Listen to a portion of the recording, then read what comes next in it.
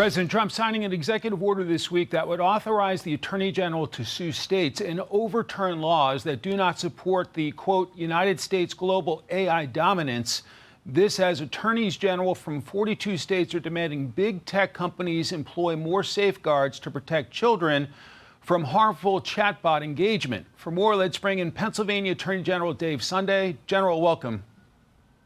It's great to be here. Thank you for having me. I want to play a clip from an aide at the White House, and I will get you to react to it. We have over 1,000 bills going through state legislatures right now to regulate AI. Over 100 of them have already passed. 25% of them are in California, New York, and Illinois. You've got 50 states running in 50 different directions. It just doesn't make sense. We're creating a confusing patchwork of regulation. And what we need is a single federal standard.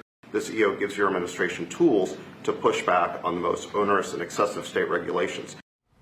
Is it frustrating for you to have the White House step in when you're working on this issue yourself?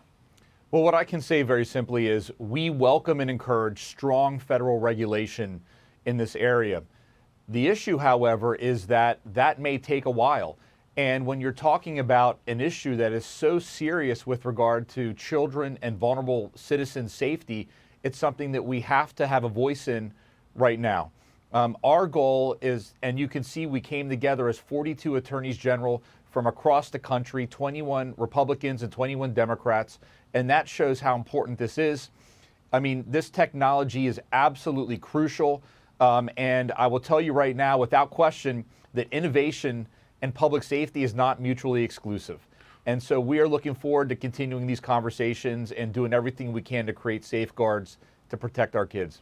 What are you and the other attorneys general trying to do in terms of chatbot-related harms and other safety lapses? Right. So what we're doing is we want to start the conversation right now with these companies to make sure that before we even continue down this path, that they are putting the safeguards in place.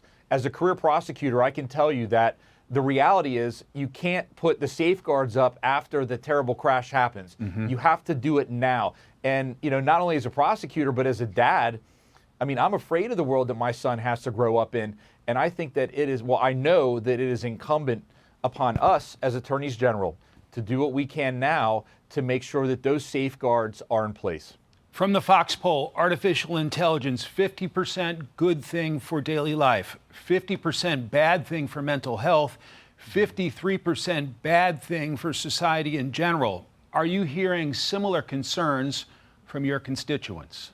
Yes, absolutely. What we see right now with regard to, I'm going to say social media and AI in particular is just a fear. Because remember, in today's world, children have to be on these things. They are brought to them through school. They're brought to social media through their friends. It's a reality of the life that they have to grow up in. And I remember a day when we didn't have social media. And I can tell you that because of that, they are in a place where we have to remember, whenever a child goes onto social media, someone will try to find them and victimize them. And so what I can say, again, through the lens of someone whose job is to fight for public safety, that I know how critical this is to do everything we can to put these safeguards in place, because as this progresses and this technology advances so fast, we don't want it to get ahead of us. We have to pull it back and do what we can, like I said, to make sure that our children are safe. If our communities aren't safe, literally nothing else matters. Australia has gotten very aggressive with a social media ban for children under age 16. Right. Your thoughts on that? So my thoughts on that very simply are, having seen the impact of social media, not just on children, but on crime, I can understand why they're in that mental state where that's something that they wanted to do. My hope is that collaboratively, we all can work together to be able to move forward with the technology to put us in a position to compete, but at the same time, make sure that this same technology that we're relying on is not something that harms the children who we have to protect. Pennsylvania Attorney General Dave Sunday, thank you so much for your time today, sir. Hey everyone, I'm Emily Campagno. Catch me and my co-hosts Harris Faulkner and Kaylee McEnany on Outnumbered every weekday at 12 p.m. Eastern, or set your DVR. Also, don't forget to subscribe to the Fox News YouTube page for daily highlights.